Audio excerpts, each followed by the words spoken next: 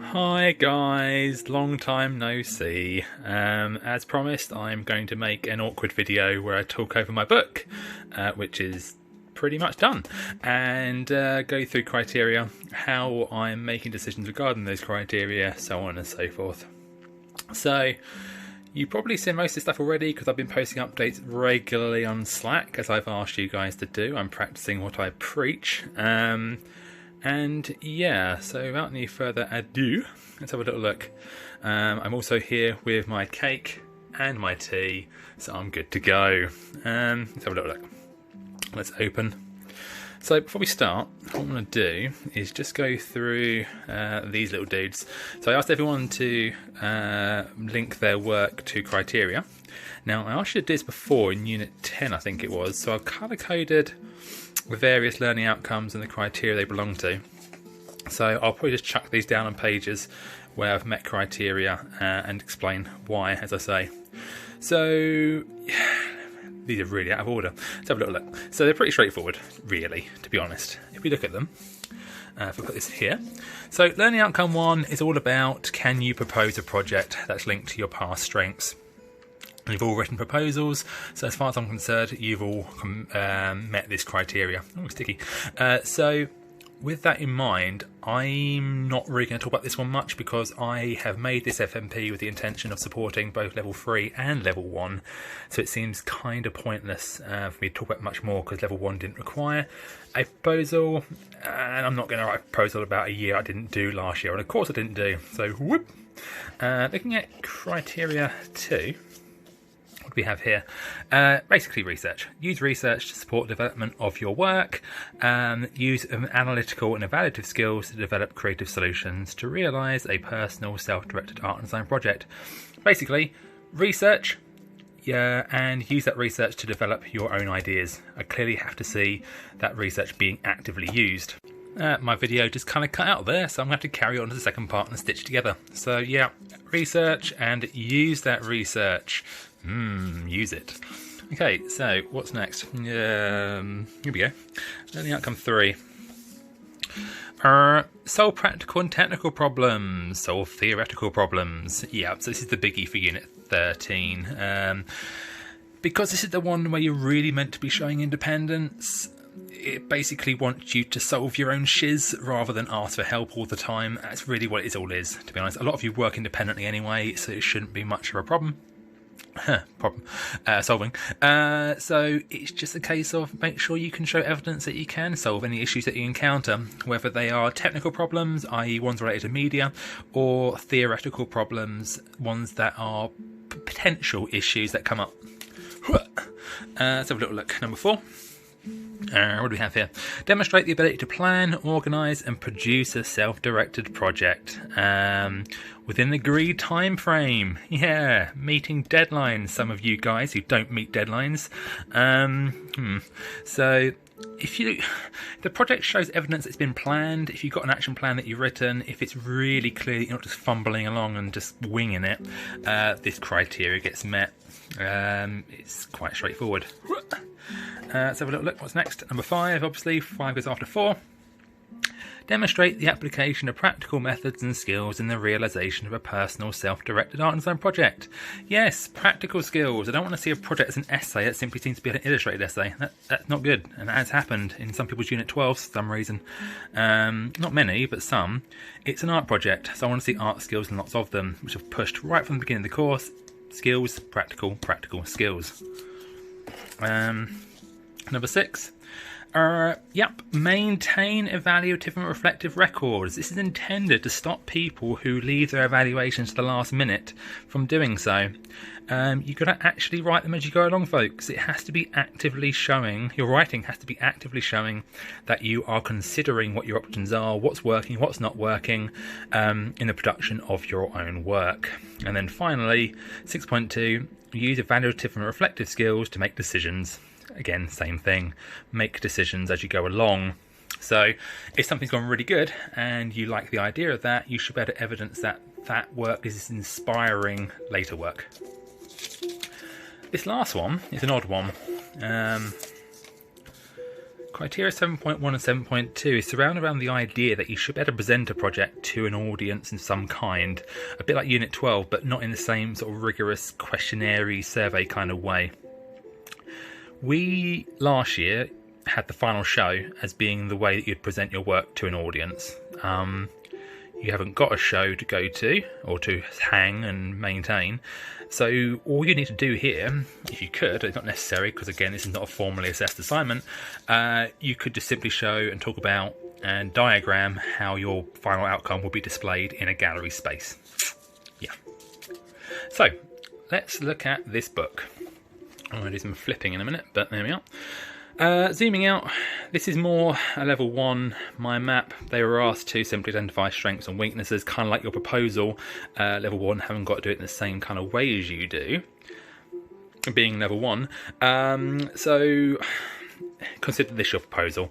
Here I am meeting outcome 1. I'm proposing what my strengths are, what my weaknesses are, what my topics could be for the project. In this case, my project's all about a competition called Sketch for Survival. It's an annual art competition which a charity runs, intended to help animals that are going to become extinct through supportive charitable work.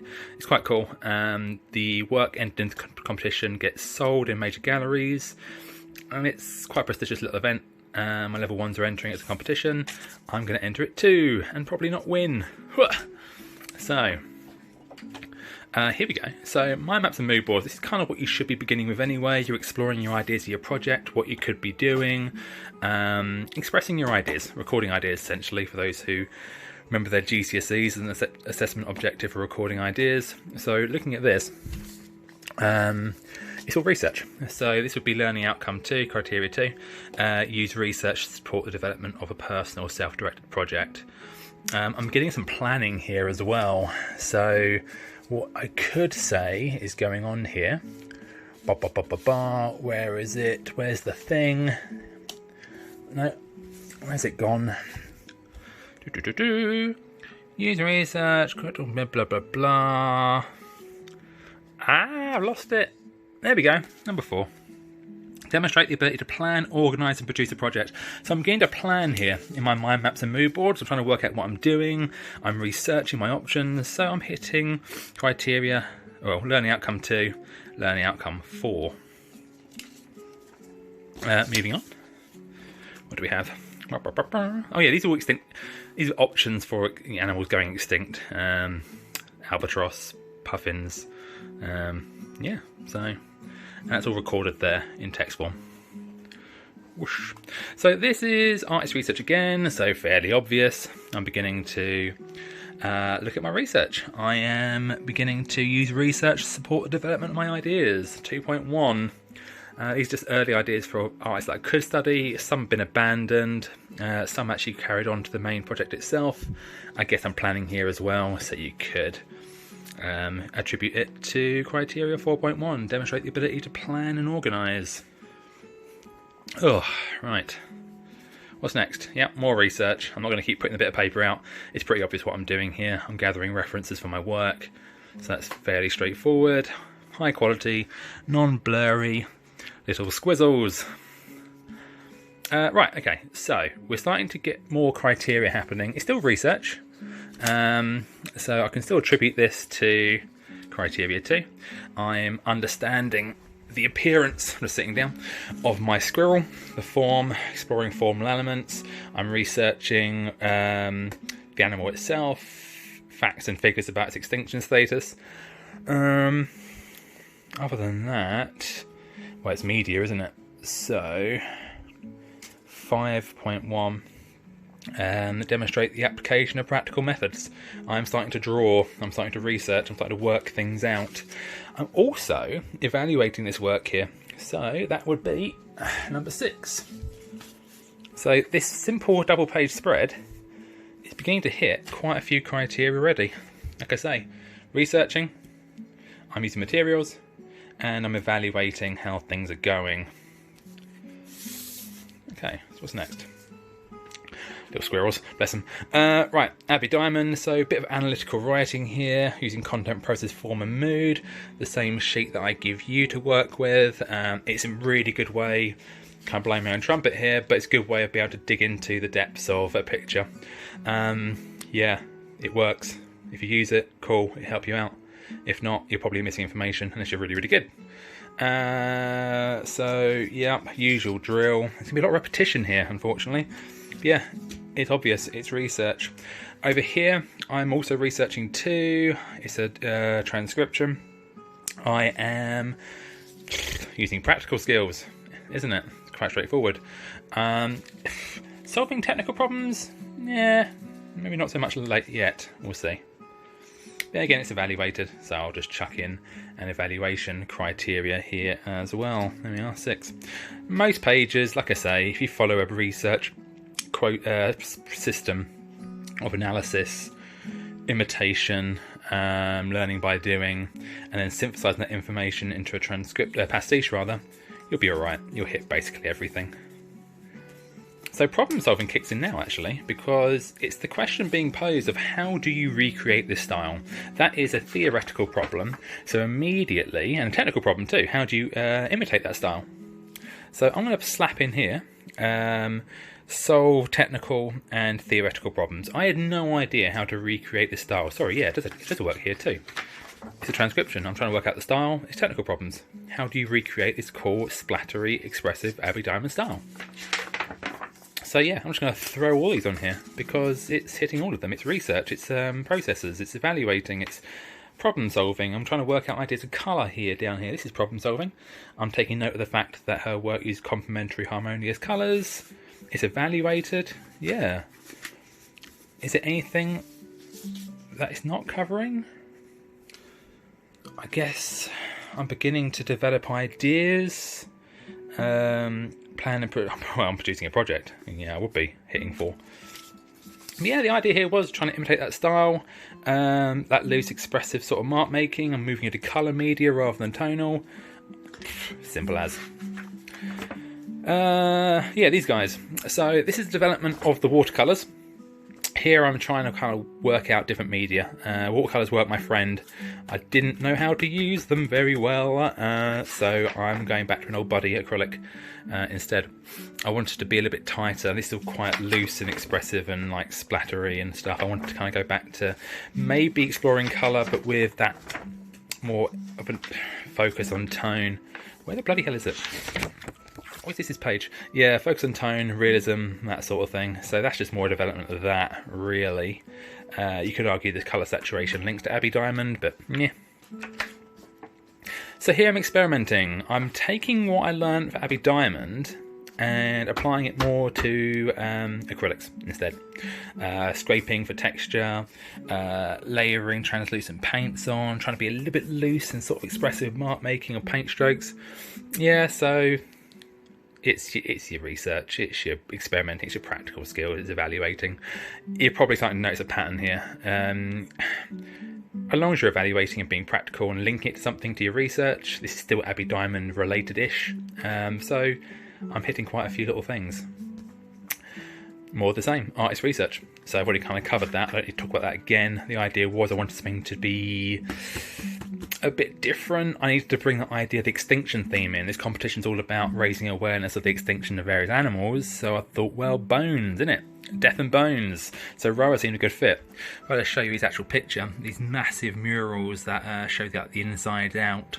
Makes you aware of these animals in urban spaces, ones that are being turfed out of their natural habitats by us, as unfeeling human monsters that we are. So that was the transcription. I've started to think about how I could link that to my own squirrel thing. So I managed to find some references online. I talked about that in here, about the kind of challenges involving that. It wasn't easy. Trying to get 2 different references to work together. The idea of the skeletons being embedded within a separate reference for this, and trying to find a picture that matched up. So that would be a wonderful example of problem solving. Yeah. This video is going to be long. Right, project review.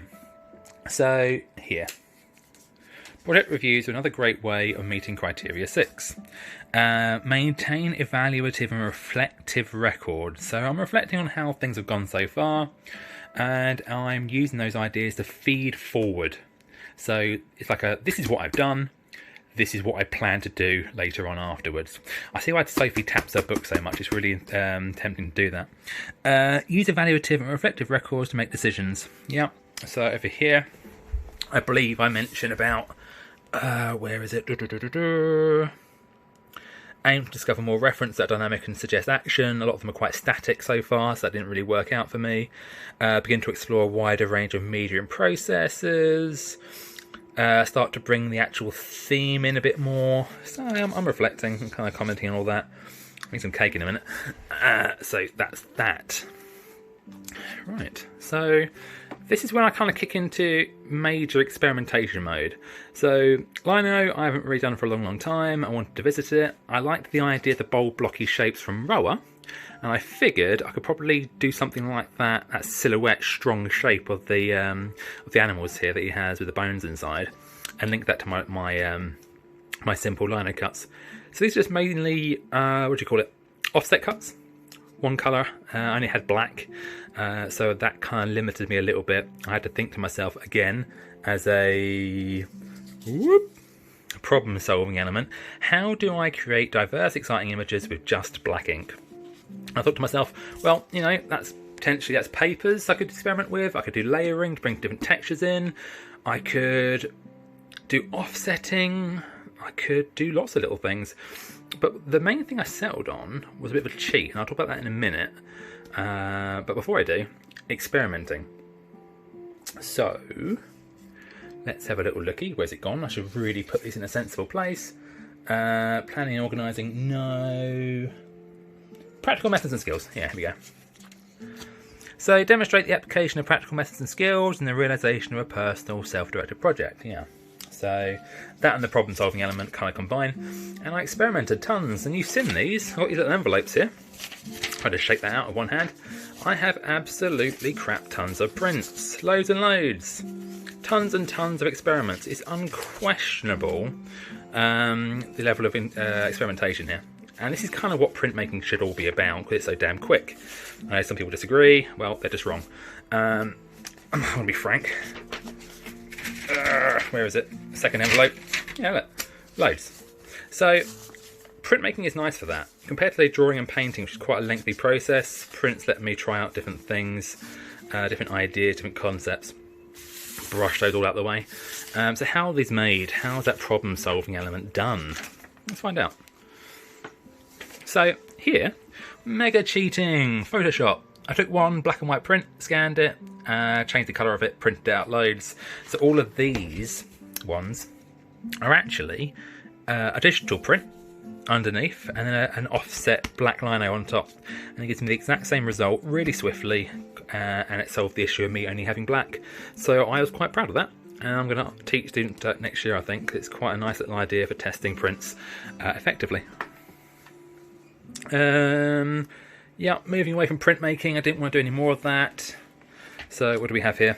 More squizzles, this time in ink again, but I wanted to tighten up rather than being so loose. So I played around with different textures and surfaces. Got craft paper going on here. I bought some of that lovely gold ink. It's so shimmery and so cool. So I kind of couldn't get enough of that for a while. So that was me playing. Quite fond of those. And again, by making so many of these pictures, it makes the design idea process so much easier. Like I've got so much ammunition, a massive arsenal of ammunition to be able to work with and draw ideas upon and mix and match stuff. So please, please, please, in the future, if you go on to other courses in university and whatnot, just draw more and do stuff. It'll make your life easier. And I do think my skills have got better in just the making of this book, and that's coming from me as a 33-year-old. Yeah.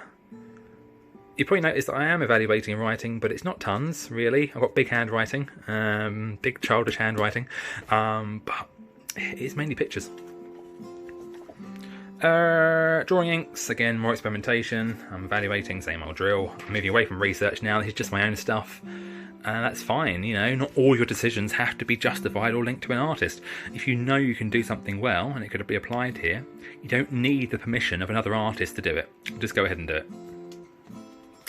I want to think about embellishments here. I want to be more than just, oh hey, it's a squirrel, isn't that cute? I want other stuff to be happening. I want to suggest habitat. I want to suggest embellishment, like the Unit 10 project. Just moving around, getting fidgety. So yeah, florals, petals, leaves, that sort of thing. I want to bring that sort of floral element to the project. And I was getting sick to death of drawing squirrels. I think I'd done about 17, 18 squirrels so far. So you can see I'm kind of going insane by that point. Mixed media. I started to mix things up. Pun not intended. Watercolours, acrylic together. Still getting some of that gold ink shimmer going on. If you can see it in this one.